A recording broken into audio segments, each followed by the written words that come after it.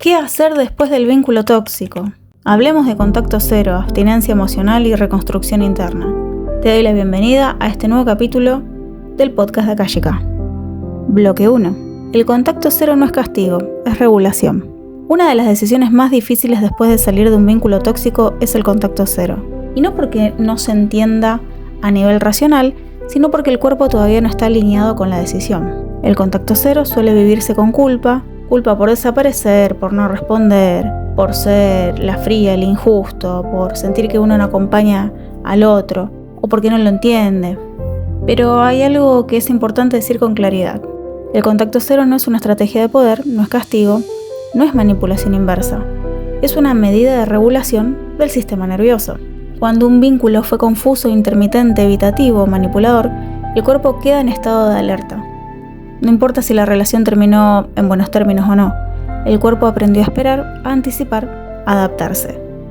Y cada mensaje, cada interacción, cada solo quería saber cómo estás, reactiva ese circuito, reactiva ese bucle. Por eso el contacto cero no tiene que ver con el otro, tiene que ver con dejar de reabrir una herida que todavía está viva. Muchas personas creen que pueden sostener una conversación desde otro lugar, que pueden hablar con distancia emocional, que pueden acompañar sin involucrarse. Pero eso suele ser una fantasía del ego, no una realidad fisiológica. El sistema nervioso no entiende de acuerdos mentales, entiende de estímulos. Si el estímulo sigue ahí, la reacción sigue ahí. Por eso el contacto cero es un límite externo que protege un proceso interno. No se trata de ser fuerte, se trata de darse el espacio necesario para que el cuerpo vuelva a un estado de calma básica. Además, el contacto cero también corta algo muy importante, la dinámica de negociación emocional. Cuando hay contacto, aunque sea mínimo, la mente sigue esperando señales, una palabra distinta, un gesto, un arrepentimiento, una confirmación. Y esa espera mantiene vivo el vínculo, aunque ya no exista en lo concreto. Cortar contacto no es negar el amor que hubo, es aceptar que hoy ese vínculo no puede sostenerse sin daño. También es importante entender esto, el contacto cero no es definitivo por definición, es temporal y terapéutico. No se decide para siempre, se decide para ahora, para que el cuerpo se desenganche, para que la mente deje de girar, para que la emoción pueda acomodarse. Muchas personas intentan hacer el duelo mientras siguen en contacto y eso realmente no funciona. No se puede cerrar una puerta que sigue entreabierta. No se puede acompañar al otro a hacer el duelo de la relación en la que estaban. No se puede desactivar una adicción manteniendo la sustancia cerca. El contacto cero no es una falta de amor, es un acto de responsabilidad emocional. Y también hay algo más profundo. Cuando sostenés el contacto muchas veces seguís ocupando un rol que ya no te corresponde. El de contención, el de sostén, el de aleccionar al otro, el de alguien que siempre está disponible. Y cortar con eso es devolverle al otro su propio proceso y devolverte a vos el tuyo. Hay que cambiar la narrativa. No es soy débil por necesitar contacto cero. Es soy consciente de que mi cuerpo necesita descanso. Por ende, esto no es una huida, es una pausa. No es rechazo hacia el otro, es una protección para uno mismo. No es un castigo, es regulación. Bloque 2. Abstinencia emocional. Cuando el cuerpo pide lo que ya no es sano. Después de cortar un vínculo tóxico, muchas personas se preguntan algo con vergüenza. Si sé que no me hacía bien, ¿por qué lo extraño tanto? ¿Por qué me siento peor ahora que cuando estaba ahí? Y la respuesta no está en una debilidad emocional, está en la biología. Un vínculo tóxico no solo deja huellas emocionales, deja huellas químicas. El cuerpo se acostumbra a un sistema de picos y caídas, de refuerzo intermitente. La tensión, el alivio, la incertidumbre, el alivio otra vez, y así el bucle. Ese circuito activa neurotransmisores como la dopamina, el cortisol y la adrenalina. Y no de una manera estable, sino intermitente. Y eso es exactamente lo que genera adicción. Por eso cuando el vínculo se corta, el cuerpo entra en síndrome de abstinencia. Y no es una metáfora, es real. Es la posta. Aparecen síntomas físicos y emocionales muy concretos. Ansiedad intensa, vacío en el pecho, pensamientos obsesivos, insomnio, urgencia de contacto, idealización del pasado. Y lógico, en ese estado la mente hace algo muy peligroso. Empieza a confundir alivio con amor. El cuerpo no está pidiendo a la persona, está pidiendo la descarga química a la que se había acostumbrado.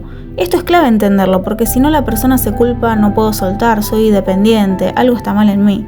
Y no, es tu sistema nervioso que está desprogramándose.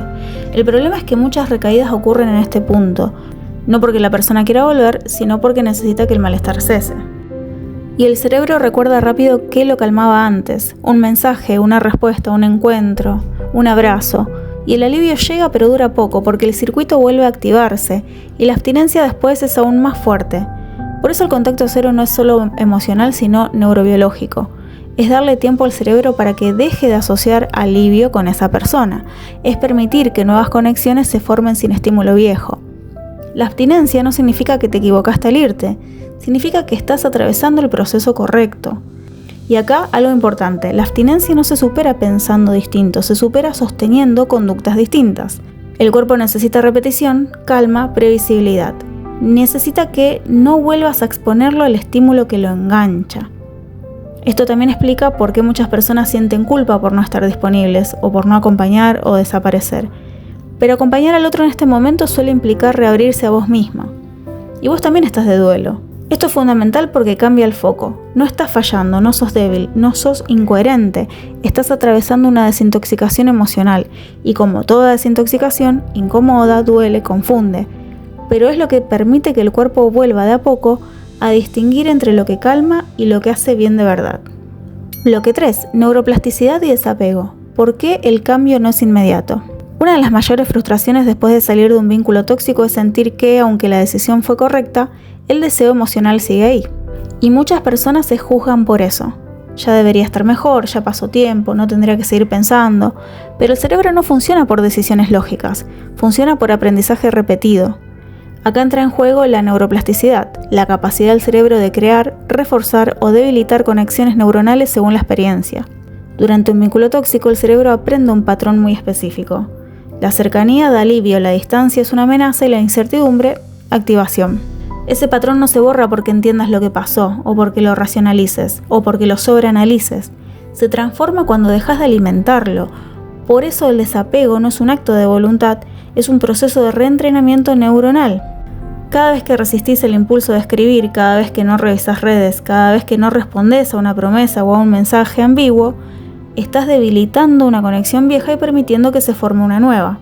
Pero ese proceso es lento. El cerebro necesita repetición y coherencia, no entiende decepciones emocionales. Por eso el famoso solo una vez suele retrasar todo el proceso, porque reactiva la red neuronal antigua y vuelve a fortalecerla. Muchas personas creen que desapego es no sentir, y no, el desapego es sentir sin actuar desde el impulso. Es permitir que la emoción exista sin convertirla en conducta, que te guíen tus convicciones y no el impulso de tus emociones. La neuroplasticidad explica algo muy importante. El malestar no indica que estás retrocediendo, indica que el cerebro está reconfigurándose. Cada vez que elegís una conducta distinta a la habitual, aunque duela, estás creando una nueva referencia interna y esa referencia con el tiempo se vuelve más fuerte que la anterior. Esto ayuda a entender por qué no alcanza con cerrar una relación. El cierre emocional no es un evento, es una serie de microdecisiones sostenidas. No volver, no justificar, no explicar de más, no exponerte. Eso es desapego real. Y acá hay algo clave para bajar la autoexigencia. No estás fallando por pensar, estás sanando si no actúas desde ese pensamiento. El cerebro necesita tiempo para aprender algo nuevo y vos necesitas paciencia para acompañar ese proceso. Desapegarte no significa olvidar, significa dejar de reaccionar.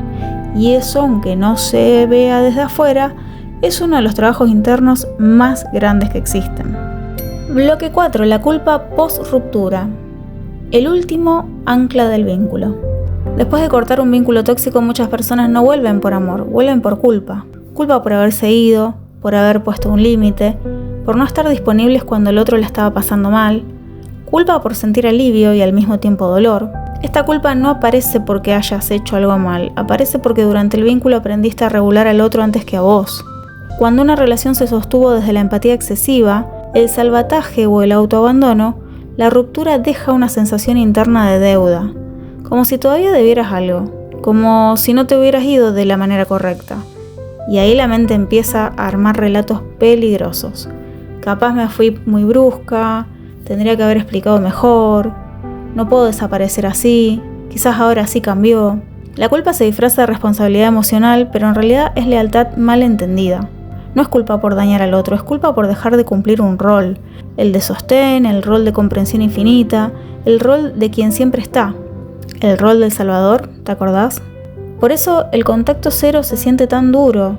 No solo estás soltando a la persona, estás soltando una identidad que te mantuvo en el vínculo.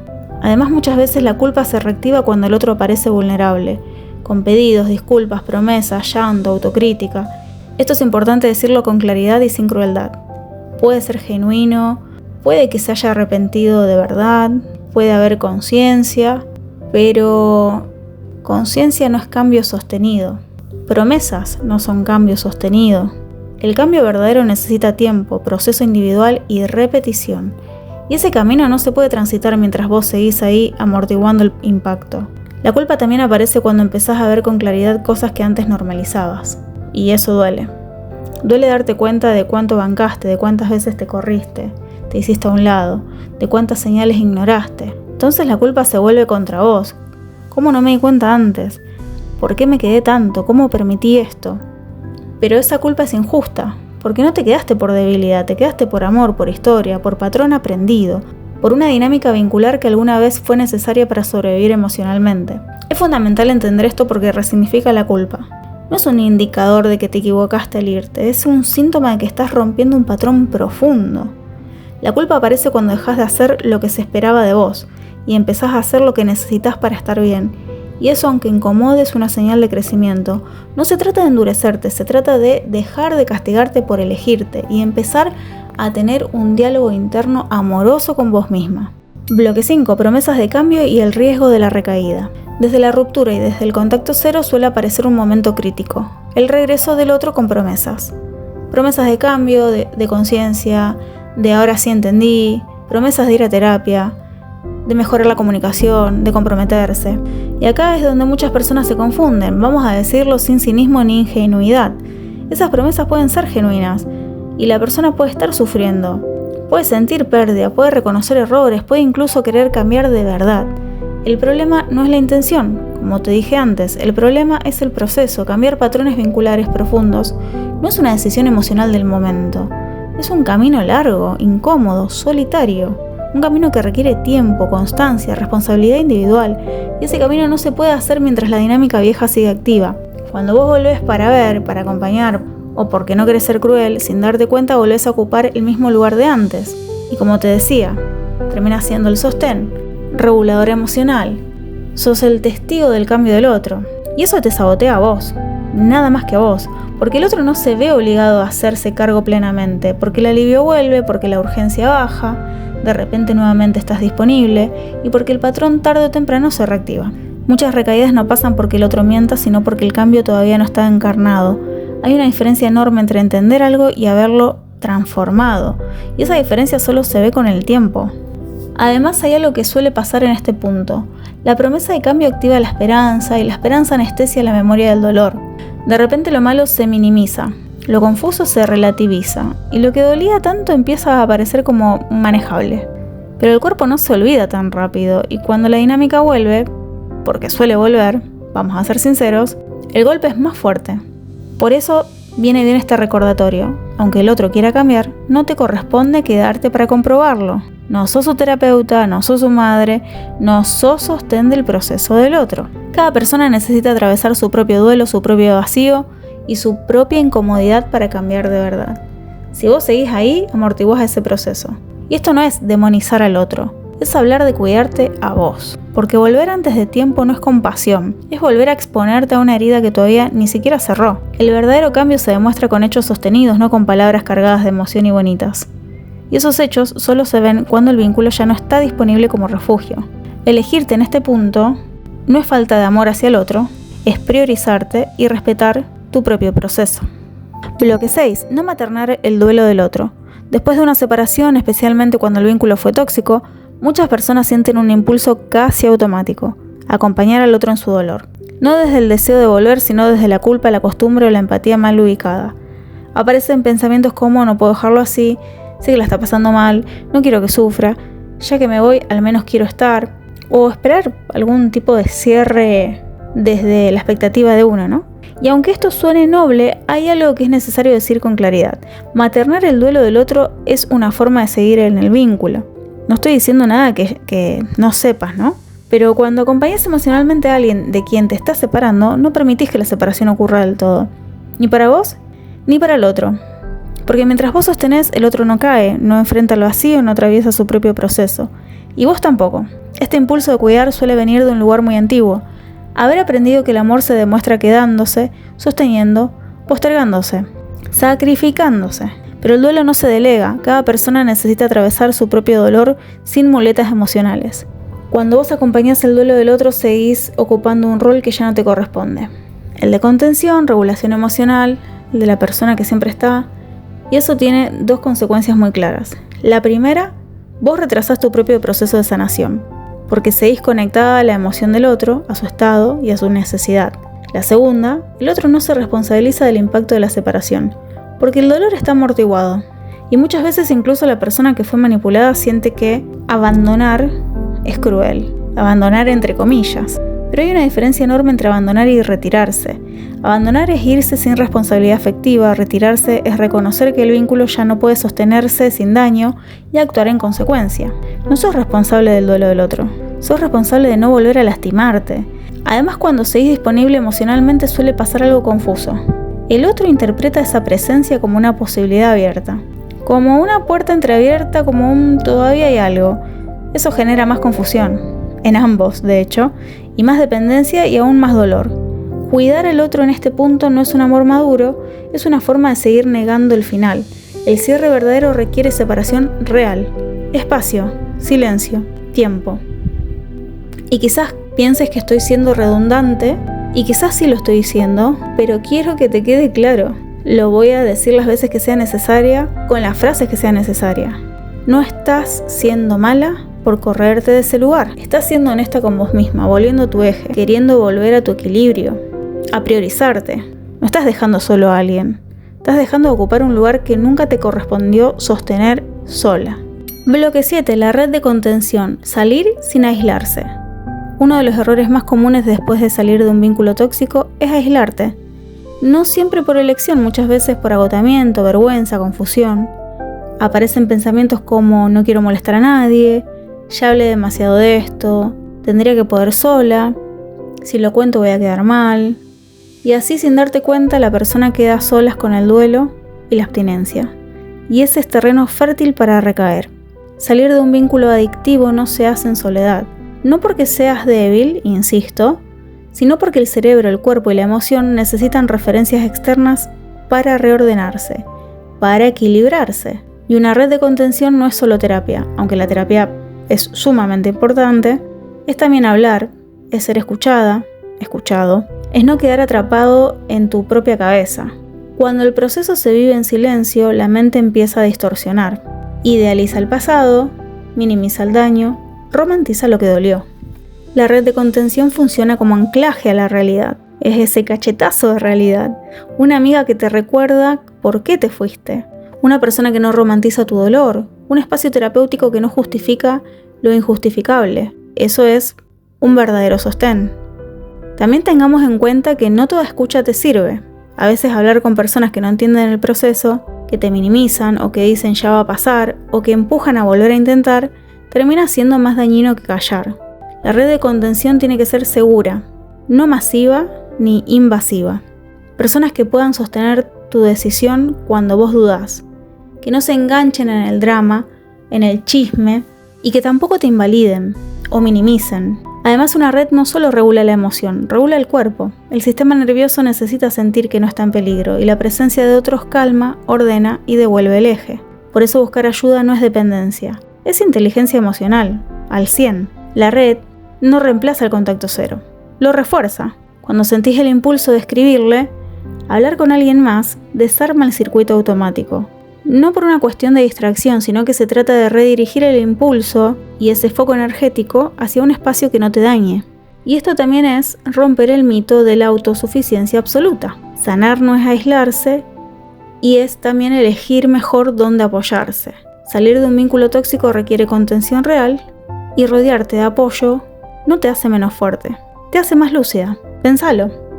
Bloque 8. Enojo con una misma y revisión del pasado. Después de que baja la niebla del vínculo tóxico, aparece algo que duele fuerte y que muchas personas no esperan: el enojo con una misma.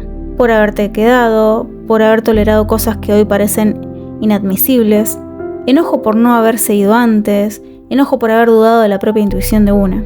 Este enojo suele venir acompañado de frases internas muy duras como: ¿cómo permití esto? ¿En qué estaba pensando? ¿Cómo no me di cuenta? Y acá hay un riesgo grande: convertir la lucidez actual en un arma contra tu yo del pasado.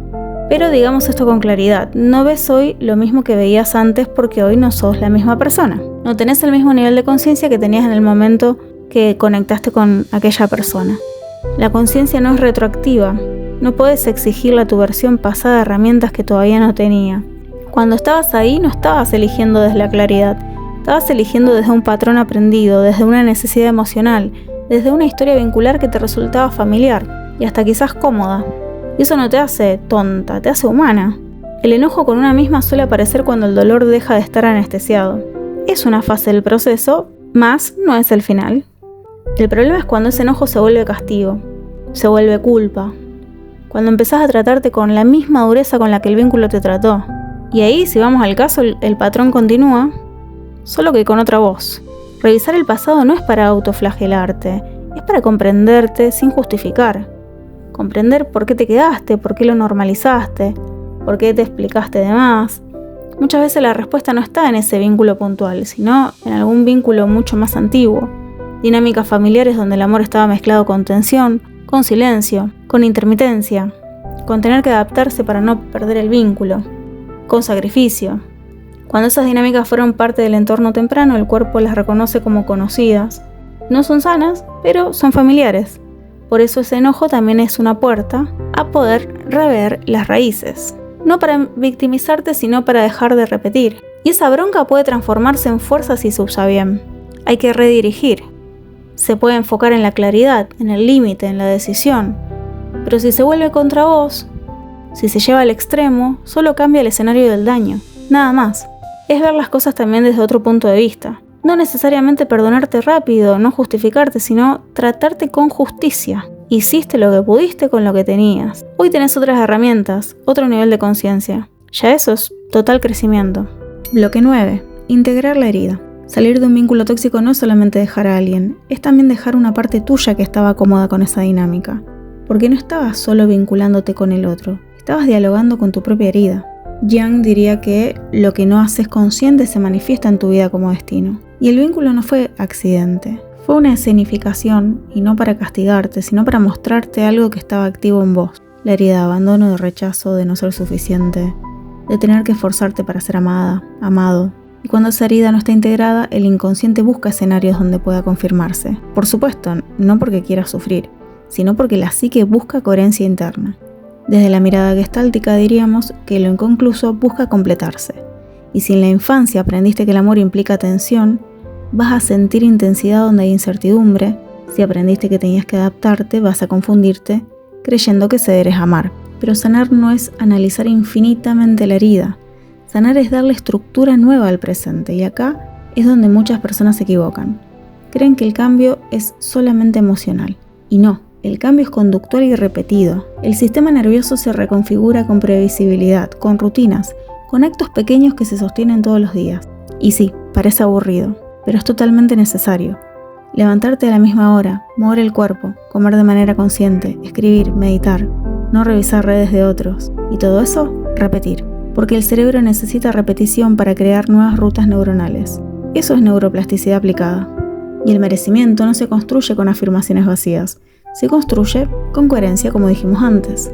Louise Hay hablaba del diálogo interno amoroso, pero ese diálogo tiene que ir acompañado de acción.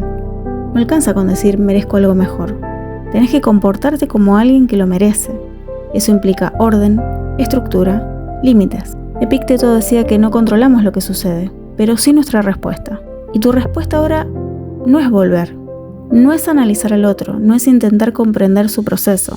Tu respuesta es construir tu estructura, porque cuando tu vida tiene estructura, la herida pierde protagonismo. Y hay una cuestión mucho más profunda todavía. No solo estás dejando un vínculo, estás dejando la identidad que sostenía esa dinámica. Por supuesto que eso duele. Duele porque, aunque el vínculo fuera tóxico, era conocido, era familiar. Y lo conocido da seguridad. Pero la madurez emocional empieza cuando elegís estabilidad en vez de intensidad. Cuando elegís paz en vez de adrenalina. Cuando elegís coherencia en vez de caos. Y este bloque no es para que te analices más, es para que te ordenes más. Para poder integrar la sombra, como diría Jung, y no luchar contra ella. Es dejar de proyectar hacia afuera y hacerte cargo de lo que tenés que cambiar en tu interior. Bloque 10. Disciplina emocional. Cuando el duelo se convierte en evolución. Salir de un vínculo tóxico no es solo un acto emocional, sino también es una decisión filosófica. Porque ahora la pregunta no es ¿por qué pasó esto? La pregunta es ¿qué vas a hacer con todo esto? La idea central es pensar en la responsabilidad, no desde la culpa. Responsabilidad es reconocer que aunque el otro actuó como actuó, vos participaste desde un lugar que ahora ya ves. Y eso no es castigarte, es para que no vuelvas a entrar en automático. La evolución no ocurre cuando entendés, ocurre cuando encarnás lo entendido. Carl Jung hablaba de individuación, el proceso de volverte quien realmente sos, no quien aprendiste a ser para pertenecer. Y siempre esto implica separación, separarte del clan emocional, separarte del patrón, separarte de la identidad que necesitaba intensidad para sentirse viva. Y acá entra algo que no es romántico pero es real, que es que vas a tener que tolerar el aburrimiento. Sí, así como te lo digo, el aburrimiento de la estabilidad, el silencio sin drama, los días sin esa montaña rusa emocional. Porque cuando venís de vínculos intensos, el sistema nervioso está acostumbrado al pico de adrenalina. Y la calma parece falta de pasión, pero la calma es madurez, es regulación. Y acá es donde el estoicismo se vuelve muy práctico al respecto. No se trata de eliminar emociones, se trata de gobernarlas. Es no escribir cuando el impulso aparece. Es no responder cuando sabes que no suma. Es no negociar lo que ya decidiste. Y esto no se hace una vez, se hace todos los días. Es una acción diaria. La repetición es la que transforma esa identidad. El amor propio no es solo un pensamiento, es una conducta sostenida. Es elegirte cuando nadie te está mirando, es sostener el límite aunque el otro prometa, es construir tu vida sin esperar la validación. Y esto no es un cierre dramático, es estratégico. No se trata de que nunca más sufras. Se trata de que cuando el patrón quiera volver, vos ya no seas la misma persona que entra en ese juego, en ese bucle. Y el vínculo terminó. La pregunta es si el patrón también. Y eso depende de algo simple y complejo al mismo tiempo. ¿Qué haces mañana cuando te despiertes? No cuando estés fuerte, no cuando estés inspirado, inspirada. Mañana. Porque la transformación real no ocurre en el momento épico. Ocurre en esa repetición silenciosa de la que hablamos. Ahí es donde comienza tu nueva versión. Vamos con la reflexión final. El duelo como puerta, no como castigo. Hablamos en este episodio de algo que muchas veces se vive como el fin del mundo, porque hablamos de contacto cero, de abstinencia emocional, neuroplasticidad, el tiempo que necesita el cerebro para reconfigurarse, de la culpa, de las promesas que confunden, de no maternar el duelo del otro, de la importancia de una red de contención, del enojo con uno mismo, de los patrones aprendidos y de la necesidad de estructura para no repetir. Y si algo queda claro es esto. El dolor después de un vínculo tóxico se siente enorme, se siente físico, visceral, se siente urgente, se siente como si algo estuviera roto para siempre. Pero te aseguro que no es el fin, es totalmente circunstancial. Y es una circunstancia que si no la evitas, si no la anestesias con distracción, con dopamina barata, con redes, con otra persona, con mensajes ambiguos, puede transformarse en evolución real. El dolor no necesita que lo tapes. Necesita que lo mires, no para que te quedes ahí, sino para atravesarlo, trascenderlo. Porque todo lo que no enfrentás se repite, se manifiesta en el cuerpo. Y todo lo que enfrentás con conciencia se integra. Y no estás perdiendo algo, estás dejando atrás una versión tuya que ya no necesitas sostener. Y aunque ahora parezca caos, esto es reconfiguración. Llegamos al final. Si este episodio te aportó claridad, suscríbete al canal para seguir profundizando en estos procesos desde una mirada consciente, estructurada y sin romantizar el sufrimiento. Y si querés acompañamiento más personalizado en tu proceso de sanación, puedes encontrar toda la información de mis terapias akáshicas en mi Instagram, info en la descripción. Nos vemos en el próximo episodio. Abrazo akáshico.